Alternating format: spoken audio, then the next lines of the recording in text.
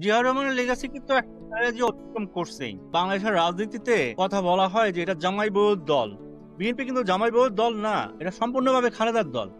খালেদা এই দলটাকে ওন করছে। খালেদা থাকায় বিএনপি মাল্টিপল ফ্র্যাকশনে ভাগ হয় নাই। নইলে বাংলাদেশের রাজনীতি যে ধরনের হালুয়া রুটির ভাগ চাইতে আসা রাজনীতিবিদদের দ্বারা তো বিএনপি ভাগ হয়ে ৩-৪টা টুকরা হয়ে যেত। তো খালেদা জিয়া গত ৪০ বছর ধরে বিএনপি কে ধরে রাখছেন। এটা আসলে খালেদারই দল। সেটা হচ্ছে গিয়ে ওনার লেগাসি। এটা জিয়ার দল না এখন আর। এটা আসলে খালেদার দল হয়ে গেছে।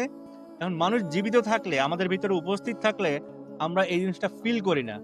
যখন এই শূন্যতাটা তৈরি হয়, খালেদা জিয়া যখন আমাদের ভেতরে থাকবেন না, তখন আমরা খুব প্রকটভাবে ফিল করব যে গত ৪০ বছরে যে বিএনপি কে আমরা দেখছি, এটা জিয়ার দল ছিল না, এটা জিয়ার বিএনপি ছিল না, এটা ছিল খালেদার দল, খালেদার বিএনপি। শূন্যতা তৈরি হলেই আমরা তখন এই জিনিসগুলো রিয়ালাইজ করি। মানুষটা যখন আমাদের মাঝখানে থাকে তখন আমরা রিয়ালাইজ করি না।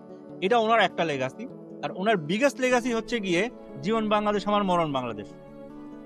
ওনাকে বাংলাদেশ থেকে সরানো যাবে না। উনি বলেই দিচ্ছেন আমি বাংলাদেশে মারা যাব। খালেদা জিয়ার এই জীবন বাংলাদেশ আমার মরণ বাংলাদেশ, আমি বাংলাদেশের বাইরে যাব না। আমি বাংলাদেশেই বেঁচে আছি। বাংলাদেশের মানুষের মাঝখানে আমি বেঁচে থাকবো এবং এখানে আমার মৃত্যু হবে, এখানে আমার কবর হবে।